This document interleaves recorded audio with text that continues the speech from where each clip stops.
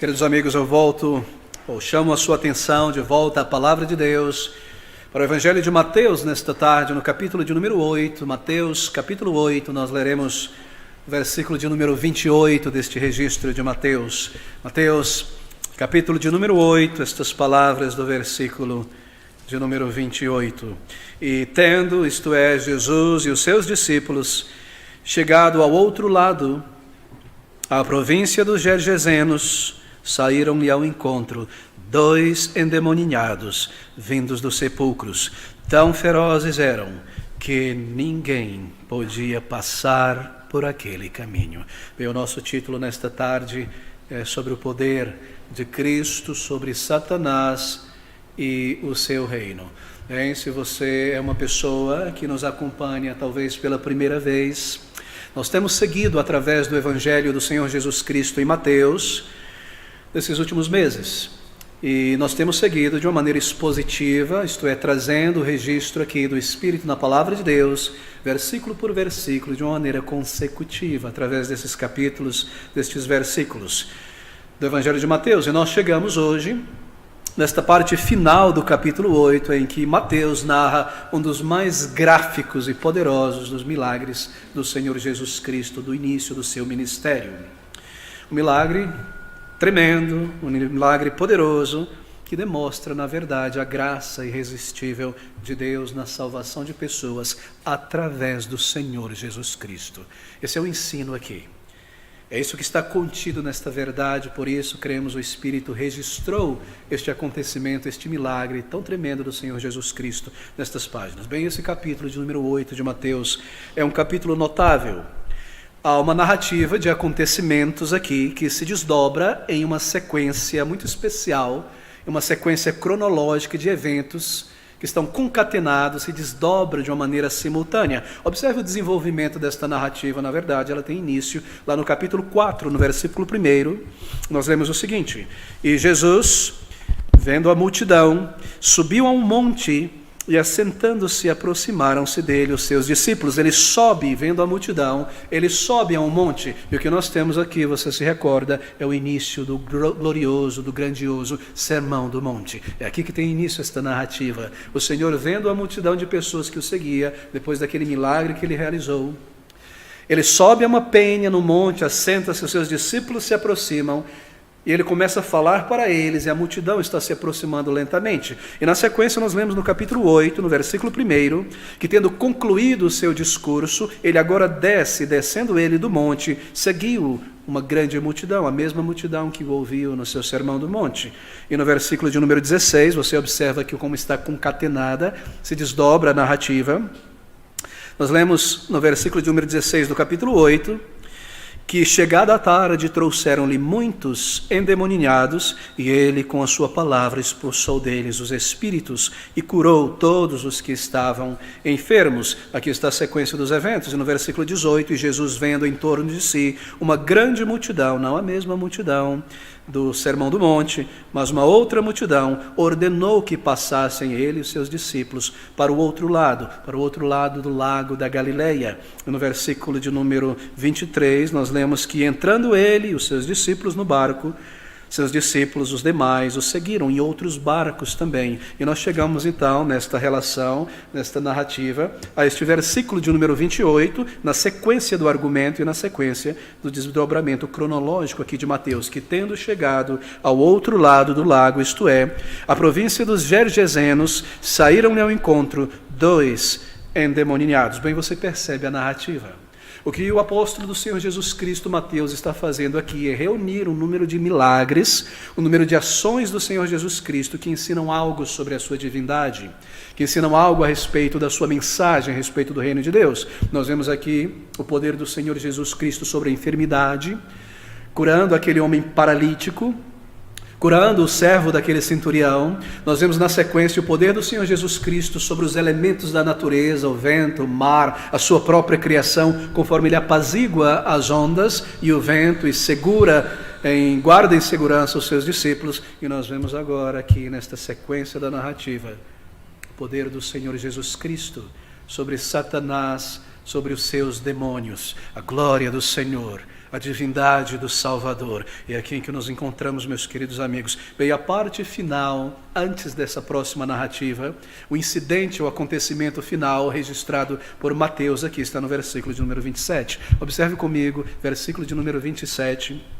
E aqueles homens, os discípulos, isto é, que estavam no barco com ele, os demais barquinhos em volta, se maravilharam, dizendo: que homem é este, que até os ventos e o mar lhe obedecem? Que homem é esse, ou que tipo de homem é este, que até a natureza, o vento e o mar lhe obedecem? Bem, esta é uma pergunta admirada dos discípulos. Mateus nos dizem que eles estavam assombrados, eles estavam pasmados, eles estavam comovidos. E é a partir desta questão que eles levantam, deste sentimento que eles levantam esta pergunta, ao olharem para Jesus Cristo: que homem é esse, que até os ventos e os mares lhe obedecem? Nós ouvimos curar pessoas, nós ouvimos partir o pão e o multiplicar e alimentar pessoas, mas agora ele controla até os ventos, ele controla o mar e os elementos. Que tipo de homem é esse, que até o vento e o mar lhe obedecem? Esta é uma pergunta fabulosa. Agora guarde esta pergunta no fundo da sua mente,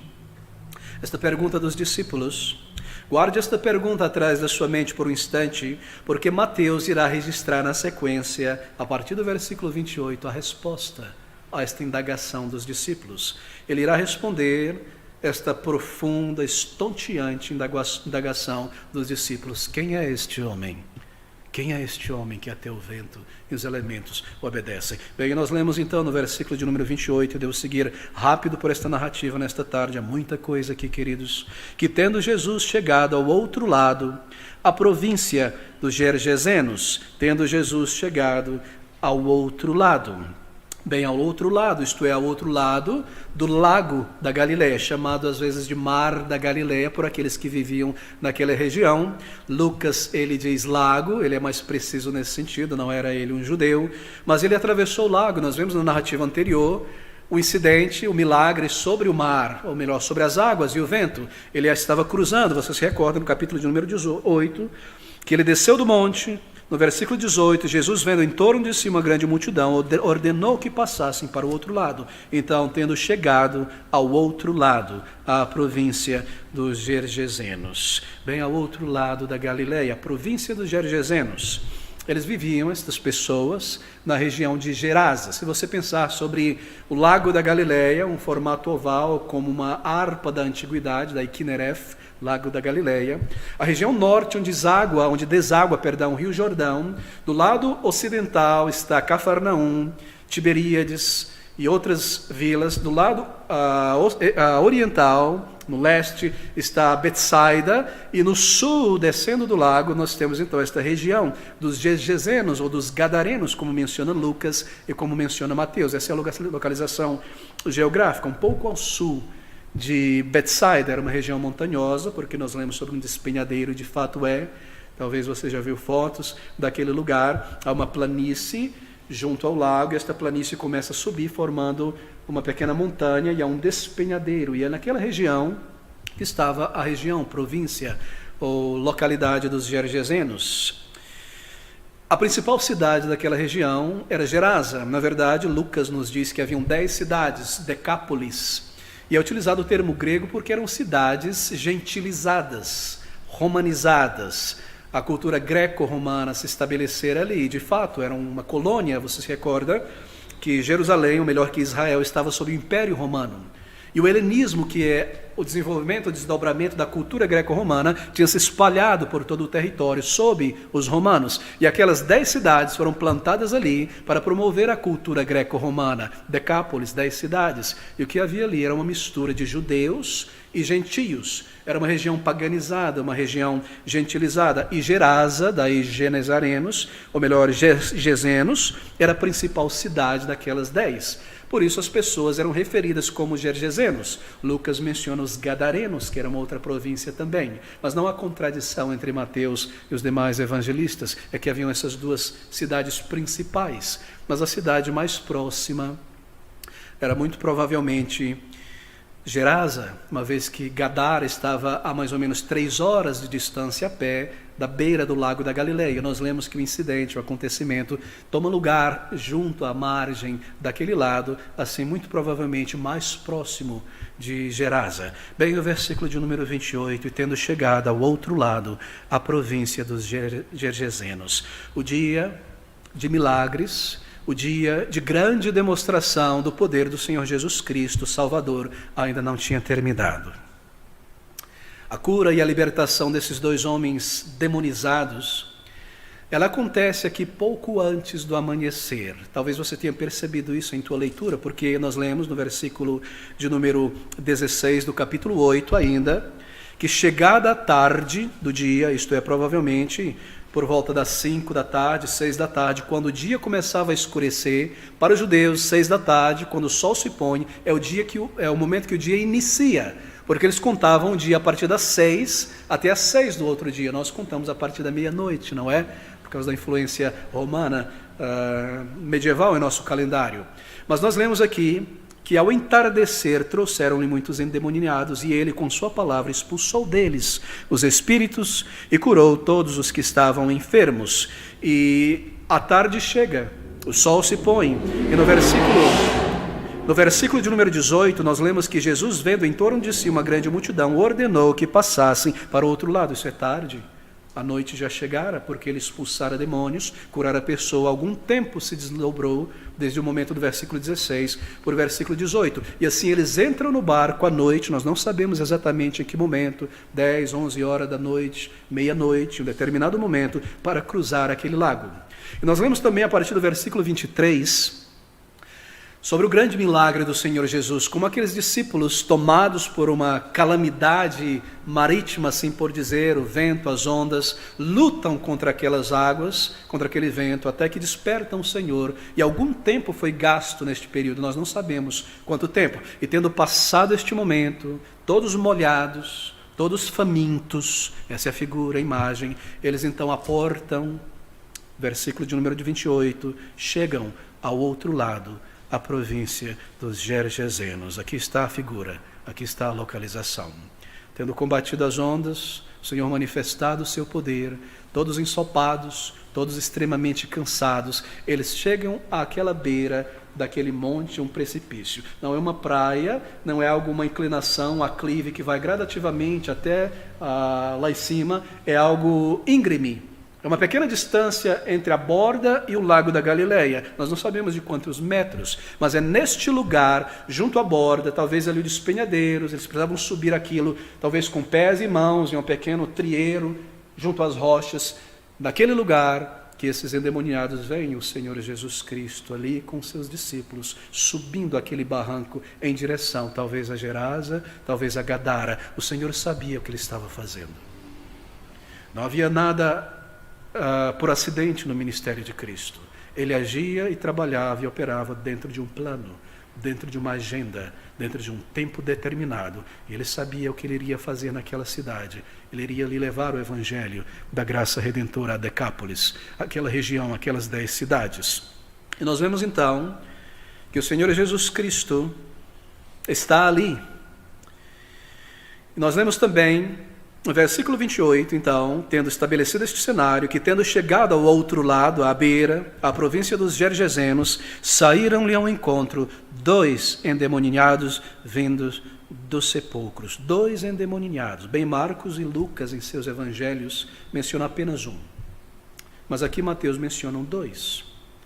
Bem, por que será? Acaso alguma contradição na palavra de Deus? De maneira alguma. Se haviam 2, então haviam pelo menos um, não é? Não há contradição, uma diferença no relato. Por quê? Porque o foco de Mateus é mostrar que eram 2, mas o foco de Lucas e Marcos que era 1. Por quê? Eles isolam apenas e focam apenas em um dos endemoniados. Bem, há muitas razões por isso. Eu penso que eles desejavam enfatizar o porta-voz dos 2. Um deles é o que falava com Cristo. E o outro estava em silêncio, talvez por isso, não importava muito no momento de diálogo ali com o outro, porque o outro provavelmente estava em silêncio. Mas eu creio pessoalmente, eu penso que somente a razão talvez seja essa, porque somente um deles, nós lemos no final da narrativa, após ser curado, desejou permanecer com o Senhor Jesus. Talvez seja por isso.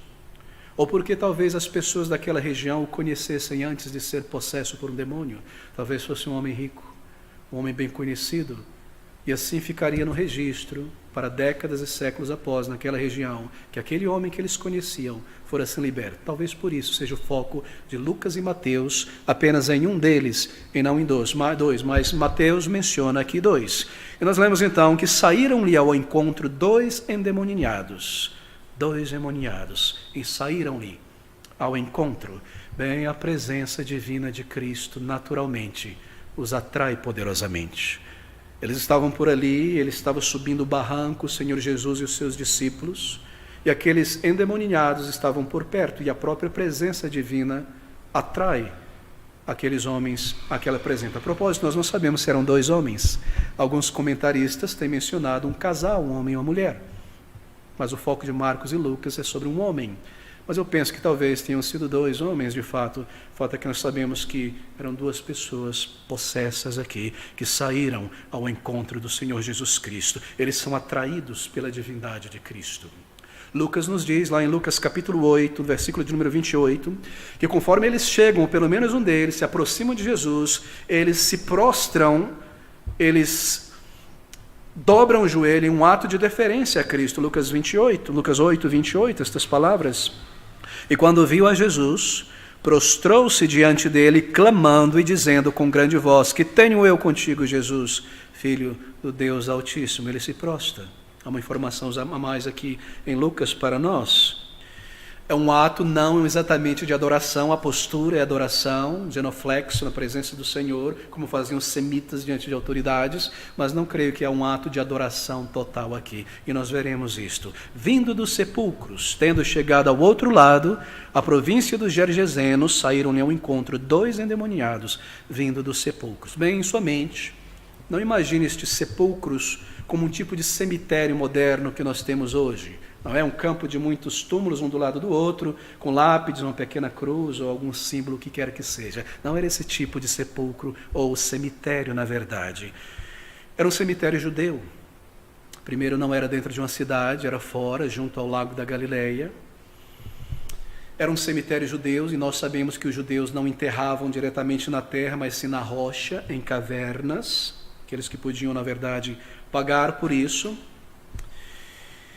Aqueles cemitérios, ou melhor, aquelas tumbas, cavernas que eram cavadas diretamente na rocha, a rocha mais macia, a rocha sedimentar, não é? Tinham muitas utilidades. E até hoje é perceptível, você lê sobre isso, e naquela região você encontra ainda estas cavernas, esses túmulos milenares, centenários ali. Eram lugares cerimonialmente, impuros.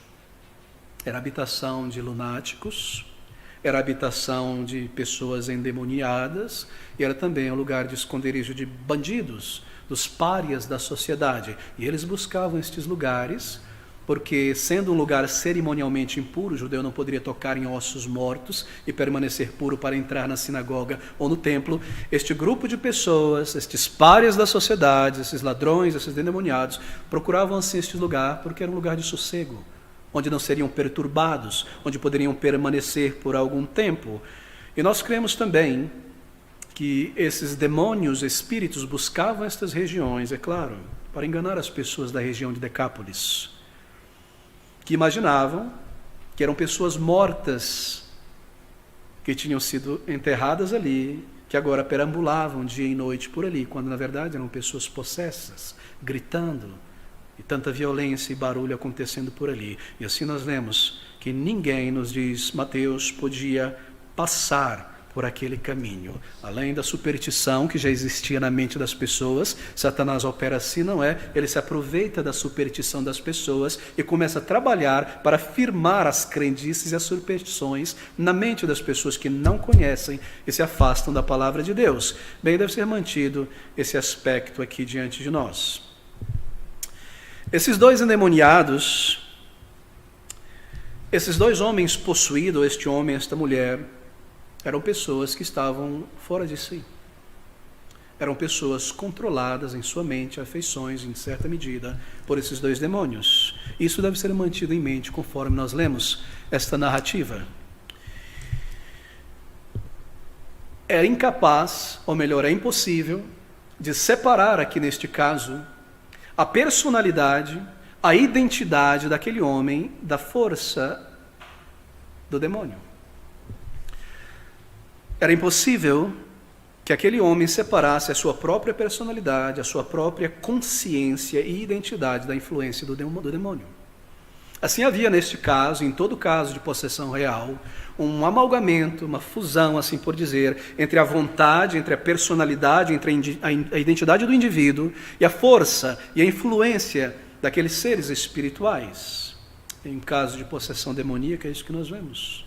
A identidade do homem e do demônio estavam de alguma maneira fundidas, amalgamadas. E o que acontece aqui diante de nós é uma possessão real, como nós temos vários exemplos na palavra de Deus. E nós observamos em cada uma delas, e na atitude aqui deste homem, destes homens, que fala com o Senhor, que você percebe ao mesmo tempo, queridos amigos, isso é tão tremendo e tão surpreendente. Por um lado, há um desejo de ser liberto.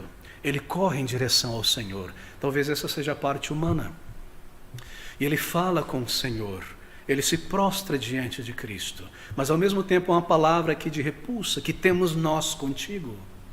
Que temos nós contigo. Aqueles espíritos, anjos caídos, aqueles demônios, utilizavam da mente, da voz, da boca daquele homem para falar. Ali está um desejo daquele homem cativo de ser liberto ao ver Jesus Cristo, e ao mesmo tempo a repulsão por parte dos demônios. Há um conflito aqui, e nós percebemos este elemento na personalidade deste homem. Ele se aproxima, ele sai ao encontro de Jesus Cristo, talvez sai de uma de suas tumbas, daquele cemitério judeu. Aquele homem desejava ajuda, aquele homem estava sob o domínio de Satanás, em sua consciência que ainda existia ali, embora dominada por Satanás, como um homem, ele desejava ser livre, ele sentia a sua miséria, e uma das maneiras que ele expressava essa tristeza, essa dor, essa miséria, essa prisão, era se martirizando. Nós vemos que ele andava nu, imundo, Lucas nos diz isso, ele tomava pedaços de cacos e pedras e se feria de alguma maneira, ele se atacava. Nós vemos isso com pessoas que estão tomadas por algum sentimento mau, não é? Algum lunático, ou debaixo de profunda depressão e ódio, debaixo de uma pressão muito grande, que elas começam a se ferir. E esse é o estado deste homem aqui, mas ele estava possesso por um demônio. O estado é horrível, mas ele desejava ajuda, e eram os demônios que falavam. A personalidade deles e a influência daqueles demônios se fundiam de alguma maneira com aquele homem. Havia uma compulsão, não é, da personalidade do homem. Ele busca por ajuda e, tendo chegado ao outro lado da província dos Gergesenos, saíram-lhe ao encontro dois endemoniados, vindo dos sepulcros, versículo 19, e eis que clamavam, dizendo: que temos nós contigo, Jesus, Filho de Deus. Há um diálogo aqui, há uma manifestação da mente, da alma daquele homem e também daqueles demônios. Há uma sujeição, mas há um desejo. E assim o comportamento desses dois homens, sua linguagem, sua postura, sua ação deve ser compreendido como uma mistura da influência do homem judeu aqui e dos demônios. E não apenas os demônios falando, ou não apenas o homem falando. Isso é importante para nós compreendermos esta narrativa. Mas deixe-me seguir em frente. E antes de seguir em frente, eu preciso fazer um pequeno parêntese aqui e explicar algo de grande importância. E a questão das possessões demoníacas. O que ensina a palavra de Deus sobre possessões demoníacas hoje? Bem, a palavra de Deus ensina que Satanás, nem um demônio ou muitos demônios podem ocupar o corpo de uma pessoa contra a vontade dela. Esse é um ensino claro, cristalino no Novo Testamento. Na opinião de muitos líderes neopentecostais, sobretudo, há um vasto número de pessoas possuídas por um demônio, e isso, dizem eles, tanto pessoas não salvas, como pessoas salvas podem ser possuídas. Esse é o ensino clássico do neopentecostalismo. São pessoas que estão andando por aí, em nosso meio, em todo lugar, em casa, no escritório, dizem eles, que estão severamente ou levemente possuídas por um demônio, mesmo que elas não saibam. Isso é o que eles ensinam. E assim estas pessoas, elas precisam ser levadas a uma reunião de exorcismo evangélico, a uma reunião de descarrego, de libertação. Você ouve muito esses títulos, não é? E em certos grupos neopentecostais e pentecostais, não todos, mas na maioria, há uma ideia de que Satanás e os seus demônios estão por trás de tudo de errado que acontece com uma pessoa ao longo de sua semana e vida. E você vê muito disso na internet e na televisão, nos programas neopentecostais e católicos, muitas vezes no movimento carismático católico, no rádio. Você está depressivo, você está lá embaixo, as coisas estão dando errado no casamento, no trabalho, a saúde não está bem. É o maligno, é um demônio pessoal em tua vida. Venha para o culto de libertação, venha para a nossa sessão de descarrego, venham para a bênção forte que será realizada pelo profeta, apóstolo, bispo, a oração de poder. Essa é a ideia. Por trás dessas declarações, desses convites, desses programas evangélicos, está esta teologia, falsa teologia, claro, esta ideia de que o demônio está atormentando a pessoa e ele deve ser expulso. Não é terrível ouvir isso, e se você está acostumado com isso? Eu já li aqui uma vez, mas tenho em minha mão uma carta, a parte de uma carta, que um pastor de uma igreja batista reformada nos Estados Unidos que conheço, ou melhor, uma membra da igreja de um pastor que conheço, escreveu a ele, depois que ela saiu do movimento, esse movimento que eu mencionei, após ela ter começado a estudar a palavra de Deus. Eu quero ler brevemente esta carta, para que você perceba, porque isso aqui é um resumo do que está acontecendo em todo lugar com pessoas que estão debaixo deste falso ensino não bíblico.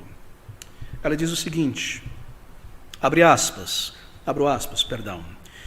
você sabe, pastor, esta é a carta dela ao seu pastor, que vivíamos toda a nossa vida neste movimento, e uma coisa que domina este movimento é que Satanás é soberano. Se você ficar doente, se você está mal, foi o diabo. Se seu filho fica doente, foi o diabo. O diabo faz sua criança ficar doente. Se seu filho morre, foi Satanás. Se de alguma forma você não está bem, Satanás teve a vitória. Se seu cônjuge, seu marido ou sua esposa tem câncer, é o diabo que fez isso. Se você sofreu um acidente, foi o diabo que fez isso. Nós vivíamos debaixo deste ensino. Se você perdeu o teu emprego, o diabo fez isso. Se as coisas não vão do jeito que você quer no seu trabalho, alguém na sua família, ou você acabou perdendo o emprego, houve um divórcio, o diabo fez tudo isso. Você tem que lidar com o diabo. E para isso você tem que aprender essas fórmulas, passar por certas cerimônias, porque você tem que prender o diabo, amarrá-lo com certas declarações verbais, formas verbais ou ritos, ou ele realmente irá controlar tudo em tua vida. O diabo domina tudo, e ele é assistido por essa força massiva de demônios que também tem de ser tratada, lidada, e você tem que fazer tudo o que puder para tentar vencer esses poderes espirituais. E eles são invisíveis, e eles são rápidos, eles são poderosos, e eles são realmente impossível para você lidar ao longo termo ou permanentemente. Por isso é uma luta constante, incessante com o diabo. E ela segue dizendo, nós vivíamos todos os nossos dias pensando que tudo que deu errado no universo inteiro foi basicamente por causa do diabo. O diabo é realmente soberano em tudo. E até mesmo Deus, juntamente conosco, está realmente lutando como loucos para vencer o diabo. Eu vivia com palpitações no coração, ataques de pânico, ansiedade, pesadelos, acordar no meio da noite com medo de que o diabo poderia estar fazendo algo contra meu filho enquanto ele estivesse deitado em sua cama. Eu vivia nesse terror constante, pensando no que Satanás estava fazendo, que quando o cara errado era eleito para presidente, Satanás colocou ele ali. Tudo sob o controle de Satanás. Satanás é realmente o soberano de tudo e é muito difícil tomar o controle dele. Mesmo Deus está lá em cima torcendo as mãos, tentando obter o controle dessa situação. Eu vivi com aquele medo e terror, pois levava a minha igreja a sério. E ela disse, eu saí desse meio e comecei a estudar a Bíblia. E uma coisa me chocou. Eu descobri que o fato é que é Deus que está no controle de tudo. Quando você fica doente, ou quando alguém tem câncer, ou quando algo dá errado no mundo, ou quando você perde o seu emprego, nada está fora da tolerância de Deus, isso não está fora dos seus propósitos. De fato, Deus faz todas as coisas cooperarem para o bem dos seus filhos, mesmo coisas que parecem contrárias ao nosso interesse. Isso foi absolutamente um terremoto para mim descobrir isso na Bíblia. Foi uma descoberta doutrinária na Bíblia que fez uma mudança total para nós. A doutrina do senhorio do Senhor Jesus, da soberania de Deus. E a diferença que causou em nossa vida foi tão poderosa que mudou totalmente nossa forma de pensar sobre a vida. Fecho parênteses aqui. Será que isso é algo presente no Brasil? O ensino por trás disso é a ideia de que Satanás e seus demônios estão por trás de todas as coisas erradas. De tudo que acontece na vida de uma pessoa, que ele é soberano, ele pode possuir e invadir mesmo pessoas salvas. Esse ensino se espalha por aí. É ensinado que há demônios em partes do corpo humano, causando enfermidade nas pessoas. Se você tem um problema de fígado, pode ser um demônio alojado ali, ele precisa ser tirado. Se você está andando perto de uma piscina, de um rio, e sente uma compulsão, um desejo de se jogar e se afundar, é um espírito de afogamento. Se você tem uma unha encravada, demônio da unha encravada. Eu já ouvi isso. Obesidade, anorexia, sono demasiado, cansaço demasiado, não consegue dormir. É um diabo, isto é, um demônio. Coisas bizarras. Mas é o que você ouve hoje no meio neopentecostal e companhia. Querido amigo, isso é nada mais do que o desdobramento lógico e consequência de uma teologia criada na imaginação humana. Mas nós não podemos subestimar, não, é a tragédia que este ensino tem causado a vidas. Como pastor, eu tenho encontrado muitas pessoas em estado deplorável, em estado psiquiátrico deplorável, em estado mental deplorável, por conta deste ensino. Agora, deixe-me declarar o ensino da palavra de Deus. O ensino claro da palavra de Deus é que com a morte e ressurreição do Senhor Jesus Cristo, o poder de Satanás para ocupar livremente pessoas contra a vontade delas foi tirado. A palavra de Deus nos diz que, subindo ao alto, Cristo, em sua ressurreição, levou o cativeiro, levou o cativo, o cativador. Ele é homem valente que despojou e amarrou este inimigo. Não me entenda errado, querido amigo. Satanás é como um leão, ele está preso a uma corrente, mas essa corrente tem uma extensão, ele continua a causar mal, ele é destruidor. Entre no rádio de influência dele, onde esta corrente chega. Agora, uma pessoa não pode ser possuída por um demônio contra a sua vontade, como acontecia na Antiguidade, no Antigo Testamento. Nós vemos uma manifestação gigantesca de possessões demoníacas, como quando o Senhor chega aqui neste mundo, não é? Ele expulsa milhares de demônios, centenas de milhares. Será que eles apareceram só ali? Não, eles já estavam lá há séculos. Era uma sociedade, era um mundo que vivia na sombra da morte, na escuridão, sob o domínio de Satanás. Mas com a morte de Cristo, com a sua vitória sobre Satanás, tendo esmagado a cabeça da serpente, o poder do diabo foi limitado tremendamente. A única maneira de uma pessoa hoje ser possessa é quando ocorre uma forma séria de convite, de submissão consciente às interferências demoníacas. Quando uma pessoa passa a buscar por passes, espíritos familiares, simpatias X ou Y, ou entra diretamente no ocultismo, o que ela está fazendo é se abrir para essa influência satânica. Feitiçaria, satanismo, ou um tipo de idolatria grossa, ou mesmo um estilo de vida entregue, na verdade, à busca pelo mal, pela violência, pelas trevas. Esse tipo de coisa deixa pessoas vulneráveis à invasão demoníaca. E somente em casos assim, de uma possessão genuína, é que uma pessoa pode ser afligida, então, por enfermidade causada por demônios. Este é o ensino. É muito importante marcar este ensino da palavra de Deus. Mas uma pessoa não pode ser possuída por um demônio contra a sua vontade. E nós encontramos na Bíblia pelo menos 3 razões. A primeira nós já vimos, que a vinda do Senhor, com a vinda dele, o poder do maligno foi restringido. Nós temos aqui a parábola do homem valente, nós lidamos com ela domingo passado. No período do Antigo Testamento, nações inteiras permaneciam na escuridão, e os demônios que ocupavam estas pessoas permaneciam ali sem serem molestados. Mas Cristo subiu ao alto. A segunda razão é que os próprios demônios conhecem, sabem que com a vinda de Cristo a sua liberdade foi restrita, foi restringida. E é isso que está acontecendo aqui em Mateus capítulo 8. Jesus comandou aos espíritos imundos que saíssem do homem. E eles perceberam em terror e pânico que a sua liberdade de ocupar pessoa livremente tinha chegado ao fim. Eles não poderiam permanecer por tempo indeterminado em alguém, nem mais controlar alguém por toda a sua vida, como faziam antes.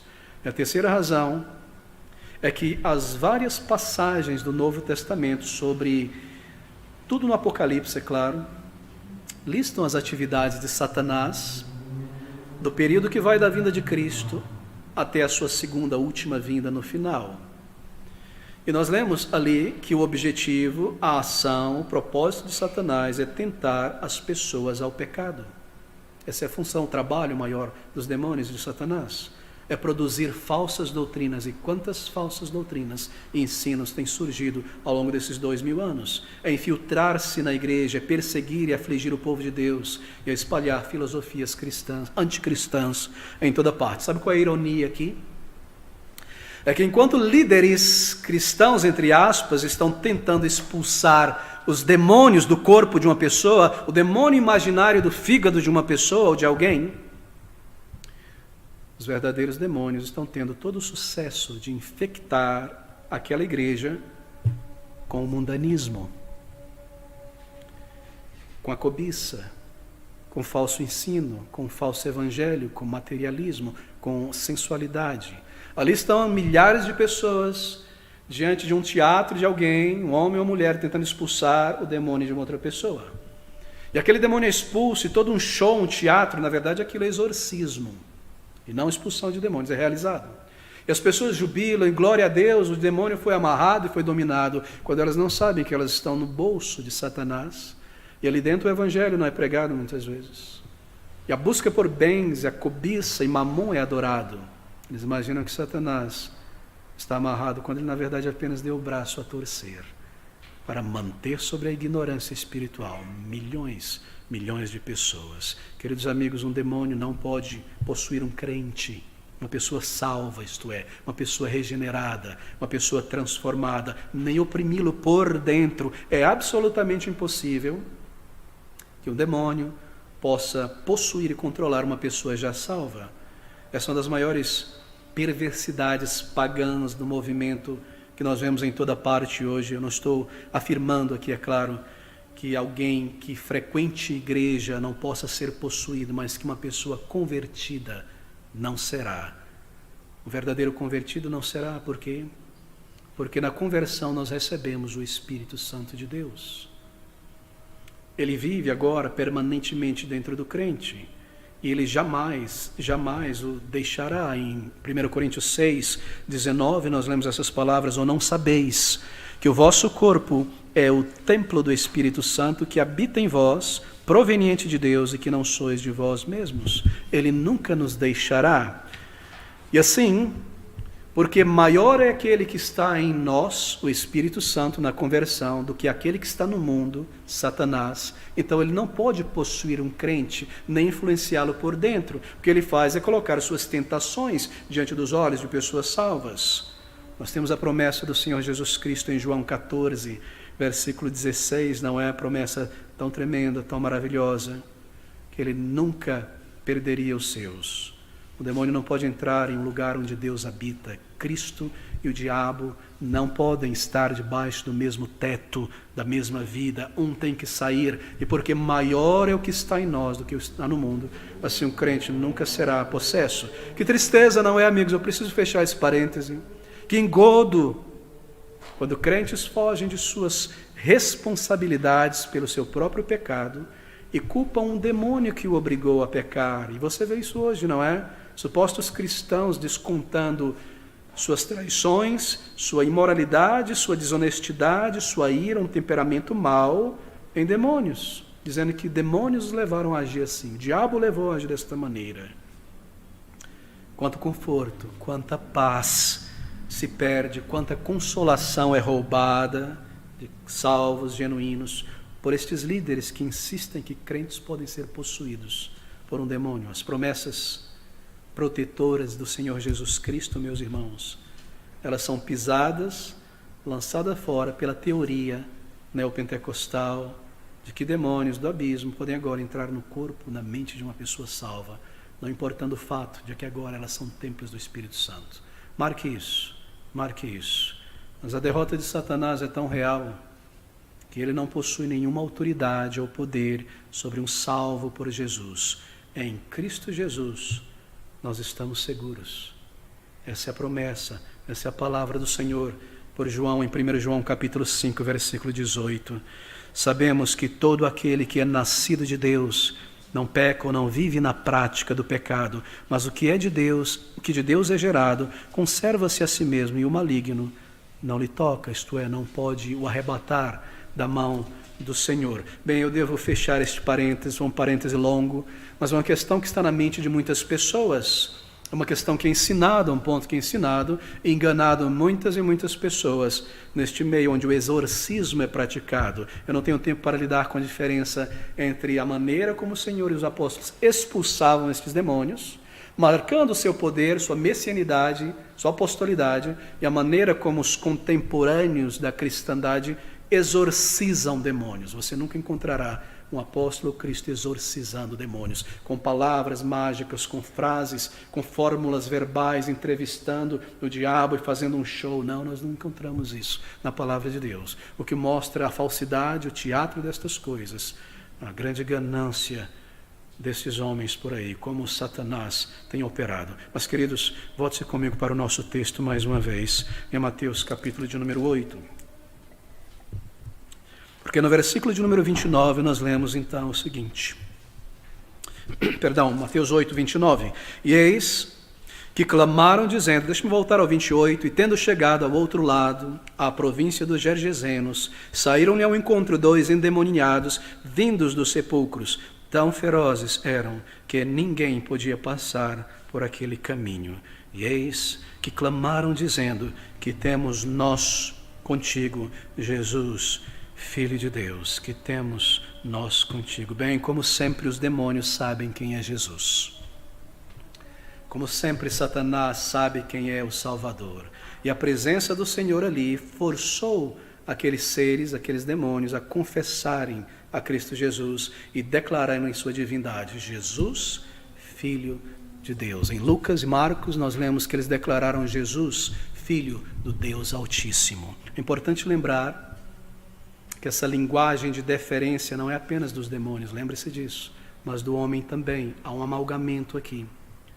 Que temos nós contigo, o que há entre nós, demônios, e tu, Filho do Deus Altíssimo, que temos nós contigo, ou seja, porque tu estás aqui, nós somos trevas, tu és luz, que temos nós contigo. Que relacionamento há entre as trevas e a luz? Ou o que pode haver entre nós que te trouxe aqui, que temos nós contigo, Jesus? E essa pergunta, ela dá a significação, a declaração seguinte, que temos nós contigo, Jesus, Filho de Deus, vieste aqui atormentar-nos antes do tempo. O que há entre nós, uma vez que nós somos trevas e tu és o Filho de Deus, que toda autoridade no céu e na terra pertence a ti, que viestes fazer aqui, vieste nos atormentar antes do tempo, ou seja, antes do tempo devido, isto é, vieste nos atormentar antes do dia de juízo. Os anjos caídos, demônios são anjos caídos, eles sabem, eles estão conscientes, mesmo agora, que um dia logo chegará, quando eles serão condenados. E este dia é o dia do retorno do Senhor Jesus. Eles parecem surpresos que Cristo tenha vindo a este mundo antes do dia de julgamento. Que temos nós contigo. Viestes, não a Gerasa, mas a este mundo, condenar-nos antes da hora. Viestes antes do tempo, antes do dia final, 29, eis que clamaram dizendo que temos nós contigo, Jesus, Filho de Deus, Filho de Deus, a quem foi entregue todo o poder e o julgamento, vieste aqui atormentar-nos antes do tempo, antes do dia determinado. Que temos nós contigo, Jesus, Filho de Deus? Bem, deixe-me responder essa pergunta. Como o Salvador que era Cristo, eles não tinham qualquer coisa a ver, porque Cristo não veio a este mundo para eles. Ele não tomou o corpo e uma natureza angelical para expiar a culpa do pecado dos anjos caídos. Mas é como juiz, e assim como juiz, eles têm tudo a ver com Cristo. Que temos nós contigo como Salvador nada, mas como juiz tudo, porque Ele os julgará, e Ele julgará toda a humanidade, e todo joelho, nos diz a palavra de Deus, se dobrará diante de Cristo. Dos seus inimigos que se prostrarão também e confessarão que Ele é Senhor. Que temos nós contigo, Jesus, Filho do Deus Altíssimo, como Salvador absolutamente nada, mas como juiz. Eles sabem muito bem que eles têm algo a ver com Ele, porque Ele será o juiz de todo o principado e potestade. Agora, você se recorda da pergunta admirada, assombrada, pasmada dos discípulos no versículo 27? E aqueles homens se maravilharam, dizendo: que homem é este, que até os ventos e o mar lhe obedecem? Eles estavam estonteados, eles estavam chocados. Eles viram um homem falar com o vento e comandá-lo a cessar. Lembre daquelas ondas imensas que entravam no barco, o vento que soprava através daqueles corredores do lago da Galileia, aqueles penhascos e parede, e levantava aquelas águas como ondas imensas. Dormindo estava o Senhor, eles o acordam. Eles estavam com um temor tão grande, aterrorizados, se aproximaram de Jesus. Com medo e com terror, o Senhor os repreende antes de repreender a água e o vento. Homens de pequena fé, disse ele. E de repente ele diz à natureza que ele criou: aquieta-te. E uma paz, uma calma, aquela água que estava em ondas agora como que espelhada, o vento cessa, o espelho da lua talvez sobre a água, calma, silêncio, tranquilidade. Isso encheu de temor o coração daqueles homens. E esta é a pergunta: que homem é este, que até os ventos e o mar lhe obedecem? O que é isso? O que é isso? Eles estão dizendo. Eles eram judeus, queridos amigos.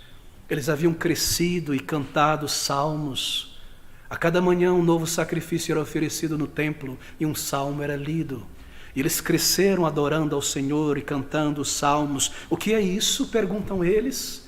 Por séculos, Israel tem cantado a respeito de Jeová as palavras do Salmo 89:9, que diz: tu dominas, Jeová, tu dominas o ímpeto do mar. Quando as suas ondas se levantam, tu as fazes aquietar. Por séculos eles tinham cantado as palavras do Salmo 93 sobre Deus, versículo 4. O Senhor nas alturas é mais poderoso do que o ruído das grandes ondas do mar. Que homem é este, que até o mar e o vento lhe obedecem? Quando nós temos cantado e declarado que somente Deus, a Ele obedece a criação. E aqui dentro deste barco, com um corpo humano, carne como nós, um homem como nós, com sua palavra e comando, faz exatamente aquilo que somente Deus pode fazer. Que homem é este? Que tipo de homem é este?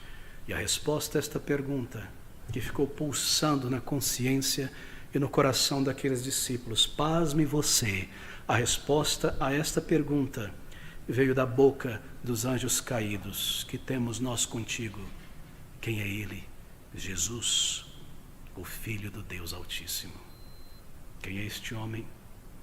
Respondem os demônios: Ele é Deus. Ele é a segunda pessoa da Santa Trindade, nós o conhecemos. Ele é o Filho do Deus Altíssimo. Há uma lição aqui para nós. Os demônios conhecem e reconhecem a divindade de Jesus. Os apóstolos aprenderiam isso aos poucos, conforme Cristo fosse mostrando relances da sua divindade, como no Monte da Transfiguração, como que por um momento ele tira, assim por dizer, essa máscara de sua humanidade, a sua glória reluz. Aos poucos eles perceberiam que ele não era um mero homem, apenas um profeta, um operador de milagres, mas o Deus que se fez homem. Mas os demônios já o conheciam, os anjos o conhecem. E nós lemos que eles declaram, Senhor, que temos nós contigo, Jesus, Filho de Deus. Queridos amigos, é possível chamar Jesus Cristo de Filho de Deus e ainda assim não ter nada a ver com Ele. Que temos nós a ver contigo, Jesus, Filho de Deus? É possível cantar louvores na igreja e não ter nada a ver com Cristo Jesus. É possível ser batizado, crismado, passar por um seminário, ser membro de uma igreja, estar na igreja todo dia e ainda assim não ter qualquer conexão, nada a ver com Cristo, não ter com Ele um relacionamento, não ter sido salvo ainda por Ele, não ser um filho de Deus em Cristo Jesus. E a razão é que os demônios conhecem a Jesus e eles creem em Deus e eles mesmo tremem, nos diz Tiago, e eles se apavoram, mas eles não se arrependem. É possível viver na igreja, ter uma função na igreja, ter uma participação na igreja, ter pais cristãos. É possível nascer dentro da igreja, ser criado na igreja, ser ensinado na igreja, ser batizado na igreja, ser casado na igreja, ser enterrado pela igreja e acordar no inferno, por não ter nenhuma conexão com o Senhor Jesus. Queridos amigos, cristianismo não é uma série de ritos, ideias, liturgias. Cristianismo é uma pessoa, é Jesus Cristo. Ele é o cristão singular, e ser um cristão é ter um relacionamento com Ele, que é o Filho de Deus, que é o Salvador, ter sido salvo por Ele, ter sido unido a Ele, receber o seu Espírito. É possível crer em Deus e tremer e saber estar consciente e não ter nada a ver com Cristo. Nada a ver. É possível viver na igreja e não ter nada a ver com uma vida santificada ao longo da semana. É possível cantar louvores a Deus e não ter nada a ver ao longo da semana com a mortificação dos pecados que deve ter uma pessoa salva. É possível estar na igreja e ser um mundano durante a semana, e falar, e assistir, e vestir-se, e escolher como um mundano. É possível quando não houve arrependimento de pecados, quando não houve regeneração pelo Espírito. É muito possível. Satanás e seus demônios sabem muito bem disso, que temos nós contigo. E eu lhe pergunto, você tem alguma coisa a ver com Cristo, para além da teoria e do aprendizado e da formação religiosa desde a infância? Há uma marca da vida de Cristo em tua vida, e a marca é santificação. Você nasceu de novo? Ou você apenas levantou a mão e foi à frente? Ou você apenas repetiu a oração que alguém pediu para você repetir? Você já nasceu de novo. Cristo habita em você. Você pertence a Ele. Ele disse, as minhas ovelhas eu conheço, elas ouvem a minha voz e me seguem. Elas o seguem. Ele é santo, elas o seguem para uma vida para o Senhor. Ele não pertence a este mundo, elas o seguem também assim. Você já nasceu de novo. Ou tudo que você conhece são paramentos e parafernálias religiosas e crendices e superstições. Você conhece a Cristo experiencialmente. Ele é teu Salvador, Ele habita em você. Você já o buscou de uma maneira consciente, real, pessoal. Ou tudo que você tem são os meandros e as mídias da religião.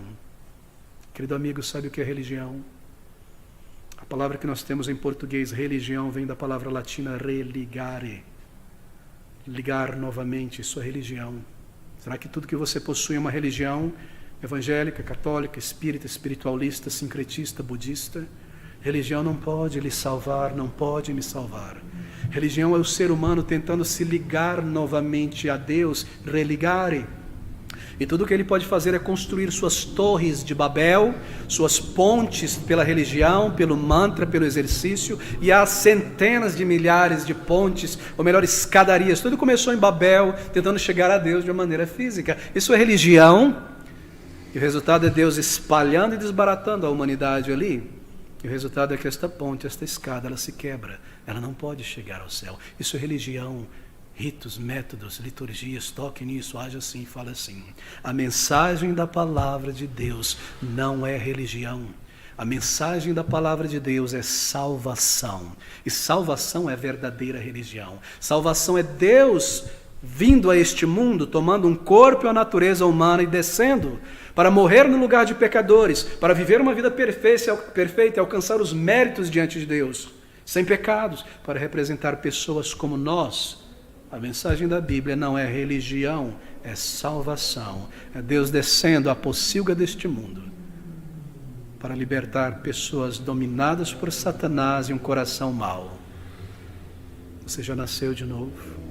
Ou você é uma pessoa religiosa, evangélica, católica, o que quer que seja? Salvação, ter a Cristo, ter o seu amor e o seu poder. São essas palavras que temos nós contigo. Nada como Salvador. O que você tem com Cristo? Um currículo religioso apenas. E nada como seu Salvador. Você já o buscou, já encarou os teus pecados, já clamou por vida e salvação.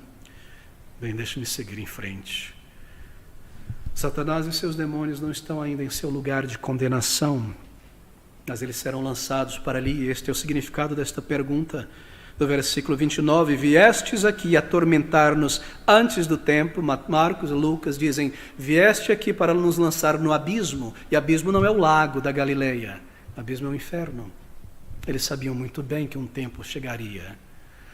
Em Marcos capítulo 5, no versículo de número 9, se você abrir comigo rapidamente, nós lemos aqui que o Senhor pergunta o nome daquele homem, ou o nome, melhor dizendo, daquele que estava dentro do homem.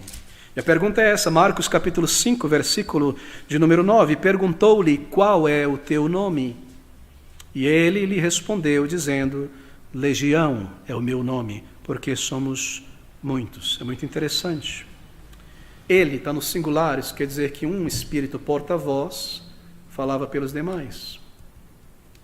Meu nome é Legião, esse não era o nome do homem, você percebe o amalgamento aqui. Ele fala com o homem, o demônio responde, Legião. Legião.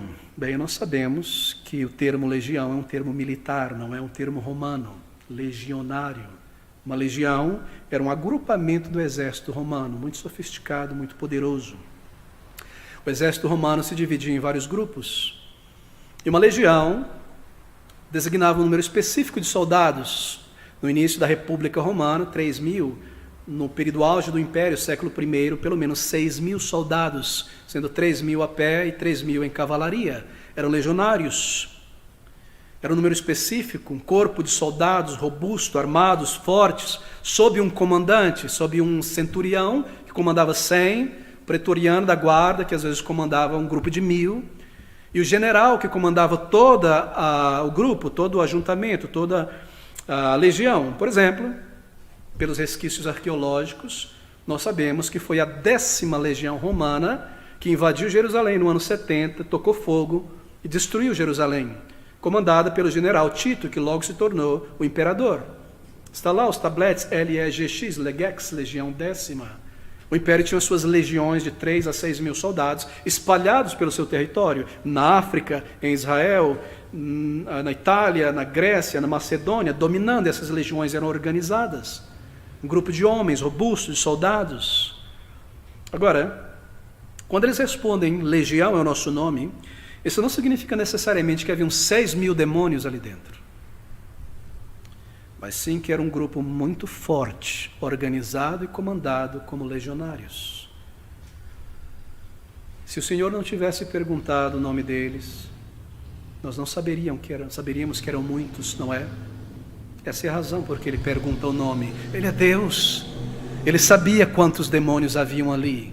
Mas ele pergunta para o nosso benefício, para que fosse declarado e nós soubéssemos que haviam muitos ali. Se ele não tivesse perguntado, nós acharíamos que ele expulsou apenas um demônio. Isso é mais dos milagres de Cristo. Mas como ele pergunta, isso é registrado, nós sabemos que esse foi um tremendo, glorioso milagre de Cristo. A sua divindade é manifesta, somente ele poderia fazer isso. E essa questão é feita também para evidenciar o poder do maligno, o estado extremamente deplorável daquele homem, centenas de demônios dentro dele, e o imenso poder e a imensa graça e compaixão de Jesus Cristo. Essa é a razão. Não é uma interação curiosa. Esse é o único lugar na Bíblia em que há uma breve, rapidíssima interação, apenas o perguntar de um nome. Você não vê os apóstolos interagindo com demônios, você não vê Cristo interagindo com demônios, eles expulsam pelo poder de Cristo. Mas o que nós vemos hoje em dia é exorcismo. Você chega a um determinado lugar, e ali está um líder religioso, tudo já foi preparado de antemão, cenários, luz, câmera, para mostrar, já se sabe que vai chegar aquele momento do demônio, e vem uma pessoa supostamente demoniada, e o que acontece ali é uma novela, é um show, o demônio é entrevistado. Como é o teu nome? Meu nome é... o que quer que seja. Como você entrou nele? Foi numa mata virgem. Há quanto tempo? O que você está fazendo? Estou instigando a cunhada dele a levantar problema. Isso, e meia hora, 20 minutos, e há aquele clima, aquilo coisa, e vem o profeta e vai salvar, ele é o poderoso. Não, queridos, você não encontra exorcismo na Bíblia. E palavras são declaradas usando o nome de Cristo, o sangue, termo sangue de Cristo, para supostamente expulsar um crucifixo, ou palavras, ou coisas desse tipo. Você não encontrará isso na palavra de Deus. Isso é paganismo revestido de cristianismo, que se espalhou pela cristandade. O Senhor expulsava demônios e não interagia com eles. Esse é o único incidente para que soubéssemos a natureza daquela possessão demoníaca. Muitos demônios, legião demoníaca. Bem, nós lemos essas palavras, versículo 30. E andava pastando distante deles uma manada, uma vara de muitos porcos. Vara é o... fugiu o termo em português aqui. Conjunto de porcos aqui, não é? E os demônios rogaram-lhe, dizendo: se nos expulsas, permite-nos que entremos naquela manada de porcos, coletivo de porcos, uma vara de porcos, na verdade. Permita-nos, se nos expulsa, manda-nos. Bem, esse era um território gentilizado, uma mistura de judeus e gentios, como eu mencionei. Daí haver criação de porcos ali. Era proibido a criação de porcos em Israel. Não seria permitido do outro lado do lago, em Israel propriamente dito. Por quê? Porque porcos eram animais cerimonialmente impuros. Mas ali estavam alguns milhares de porcos. Marcos nos diz no capítulo 5:13, que eram pelo menos 2.000 porcos. Muitos. Uma manada imensa. Permite-nos que entremos naquela manada de porcos. Bem, eles não queriam ser expulsos daquela região. Ou como coloca Lucas, eles não queriam ser enviados para o abismo. No versículo 32, e ele lhes disse: ide. E saindo eles se introduziram na manada de porcos, e eis que toda aquela manada de porcos se precipitou no mar por um despenhadeiro e morreram nas águas. Toda aquela manada se precipitou nas águas e morreram. Bem, os demônios conseguiram seu objetivo, e mesmo na narrativa nós percebemos a artimanha e a malícia do maligno. Eles conseguiram o que desejavam. Eles conseguiram fazer isso, entrar nos porcos, e depois fizeram com que as pessoas descreditassem a Cristo. Fizeram com que as pessoas acreditassem que foi Jesus, o Senhor Jesus Cristo, que fez isso, que os enviara aos porcos. E assim fizeram com que as pessoas daquela cidade, nós veremos, tivessem uma predisposição negativa contra o Senhor Jesus Cristo. O Senhor não os comandou, Ele apenas permitiu, Ele comandou que saíssem do homem. Mas Ele apenas brevemente permite a requisição deles. E há um motivo para isso. Aqueles demônios afastaram os gergesenos de Cristo, deles seguirem o Salvador. O Senhor tinha entrado no território deles. Era essa indicação para destruir a propriedade deles. Eles deram a impressão de que Jesus tinha vindo ali para fazer mal, para destruir, e essa é a resposta deles, que ele saísse daquela região. Foi assim que Satanás fez com Adão e Eva, não foi? Espero que você esteja acompanhando o raciocínio. Satanás predispôs o coração de Eva e de Adão contra Deus. É assim que Deus diz mesmo? Você tem certeza disso, Eva? Que no dia em que comerdes, certamente morrerá.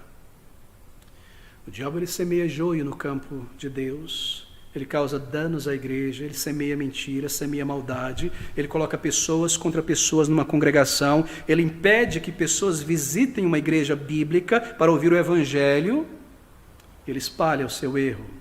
Cristo disse que quem não é com ele é contra ele. Está fazendo a obra de Satanás, e é assim que ele opera, não é? Ele é malicioso, ele é astuto, ele consegue enganar. E o que nós vemos é em toda parte, pessoas guiadas por Satanás, atacando a igreja de Cristo, impedindo que pessoas ouçam o evangelho e conheçam a Cristo, e nem ao menos percebem que estão fazendo isso. Os demônios e Satanás conseguem o que desejavam, Cristo apenas os permite. Eles desejavam enganar a população daquelas cidades que eles dominavam, para dar a impressão de que foi Cristo quem destruiu os porcos, e que ele veio ali para destruir propriedade e assustar as pessoas. Não são astutos. No versículo 33, e aqueles que apacentavam fugiram, indo à cidade, divulgaram todas estas coisas e o que acontecera aos endemoniados. Oh, queridos amigos, a cidade saiu ao encontro de Jesus. É maravilhosa a maneira como Lucas narra. Eu gostaria de chamar a sua atenção nesses momentos finais agora para o que acontece então. Abra comigo em Lucas 8:34. Aquele homem é liberto, os dois provavelmente.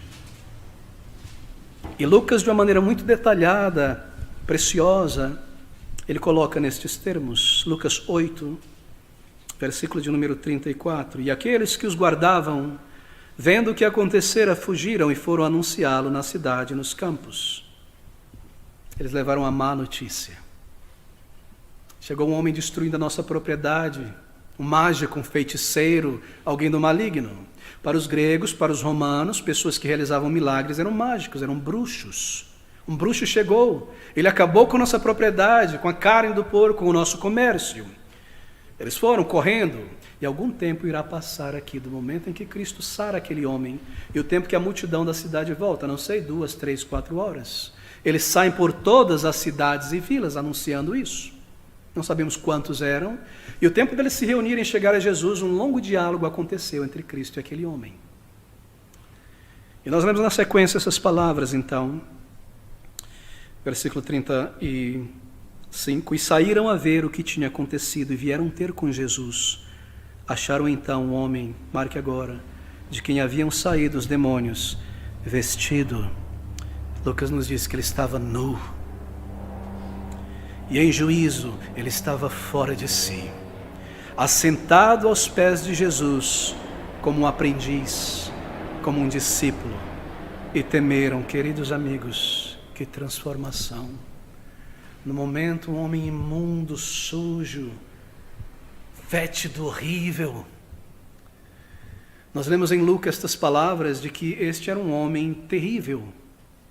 Era um homem imundo, um espírito imundo estava nele. Por imundo, não confunda.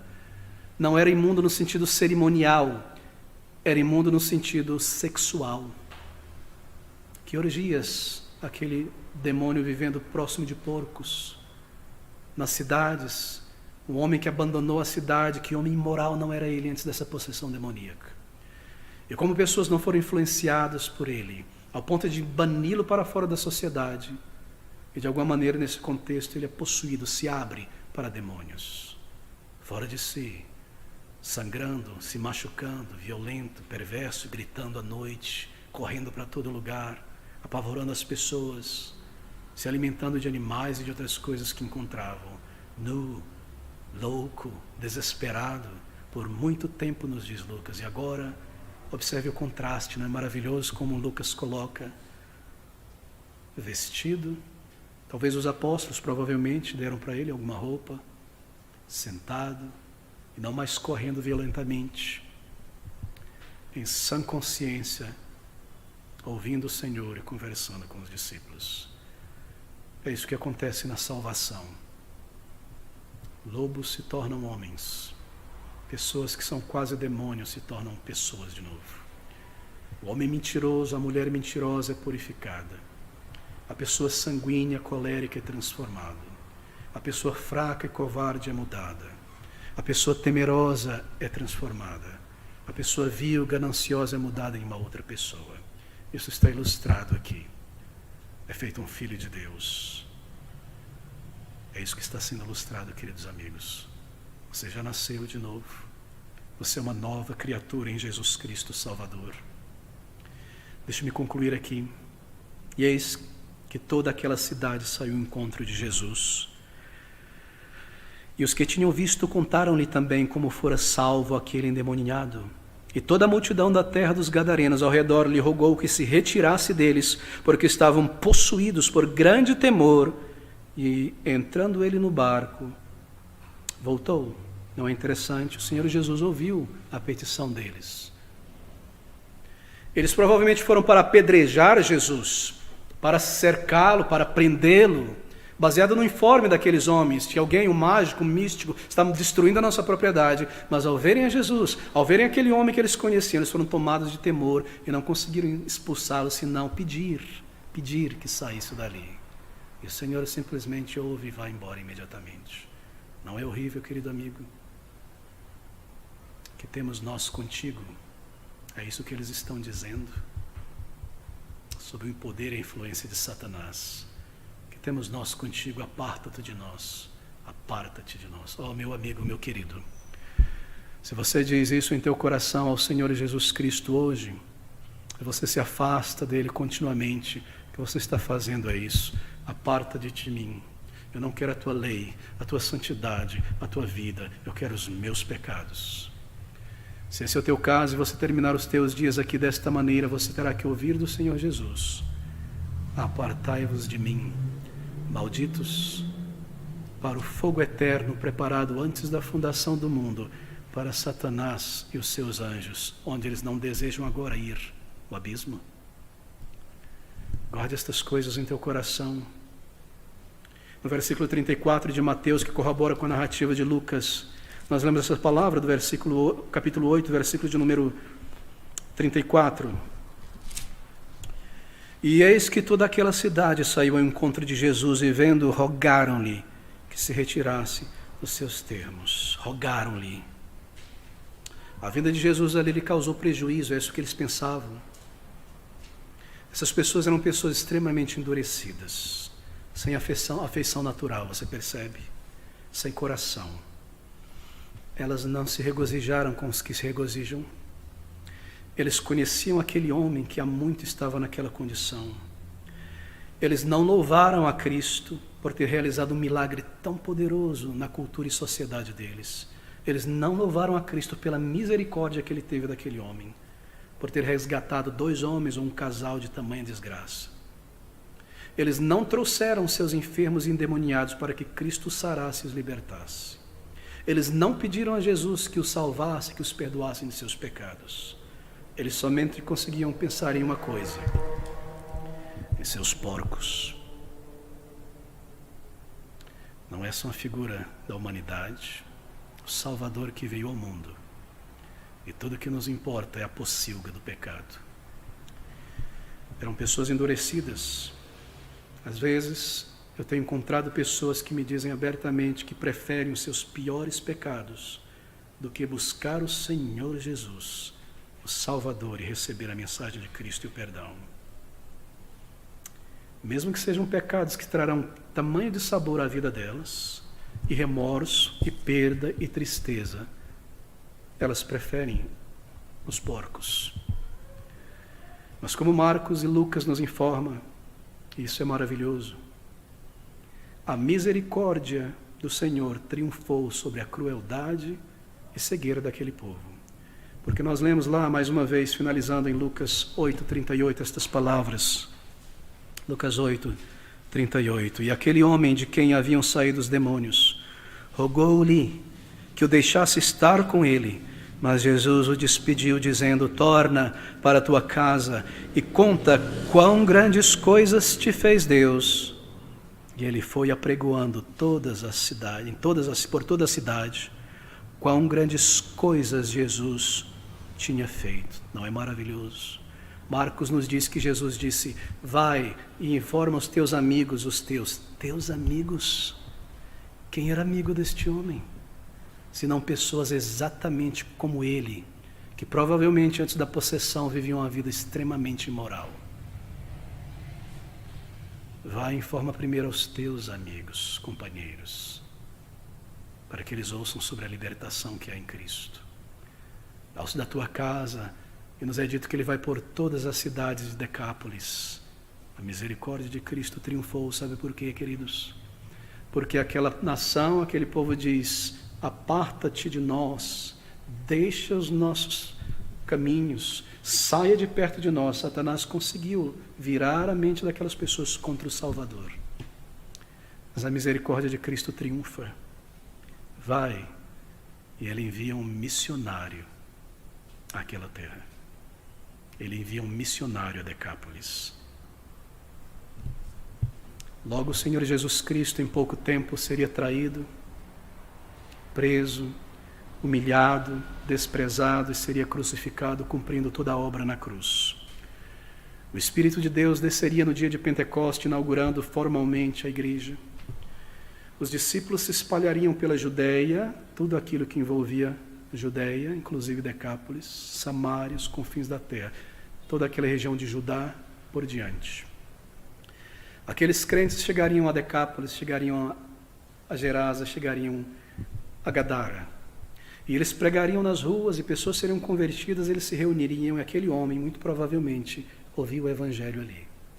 E conforme os discípulos estavam explicando por que Cristo morreu, como aquelas coisas aconteceram, aquele homem que fora salvo por Cristo deve ter parado e pensado e dito: agora eu entendo, foi isso que ele fez por mim.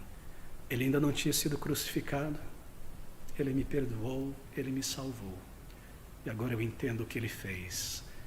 E a sua mensagem, então, se tornaria uma mensagem evangelística precisa agora, baseada no relato e na compreensão do que Cristo fez. A misericórdia de Deus triunfou quando ele envia de volta um missionário àquele povo. Não é grande, amigos, o amor de Deus? Não é grande o amor de Deus? Logo aqueles discípulos chegariam em Gerasa e pregariam, e ele entenderia o que Cristo fez por ele. Se você é uma pessoa que já nasceu de novo, você não pode senão falar do amor de Cristo. Você não consegue outra coisa senão falar o que Cristo fez por você, aos teus comparsas do passado, à tua família, aos teus amigos. Você o conhece?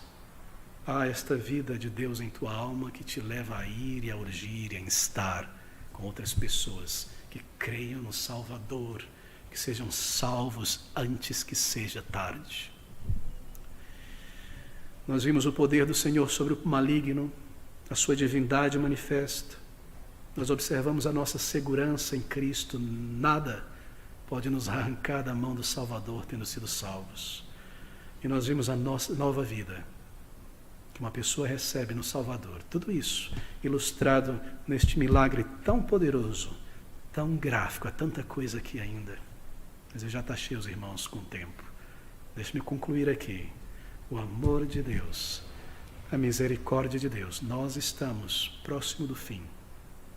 Mas mesmo que dure algum tempo ainda, a nossa vida é breve, você terá que entrar na presença do teu Salvador. Oh, meu amigo, ore ao Senhor de todo o teu coração.